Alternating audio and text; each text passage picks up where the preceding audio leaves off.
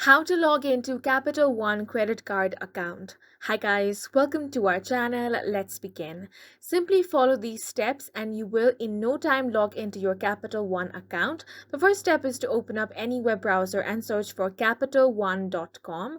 Then on this website at the top you have the option to log into your account by entering your username and password, or you can click on the sign in button which is at the top right corner of your screen. Once you click on this option, it's going to take you to this page right here.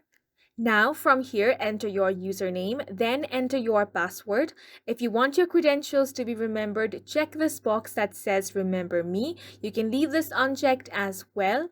Then click on the sign in option. In case you have forgotten your password or user ID, click on this link to retrieve those details. And just like that, you have successfully logged into your account. And that's it for this video. We hope you guys found it helpful. Please make sure to hit the like button and subscribe for more videos like this.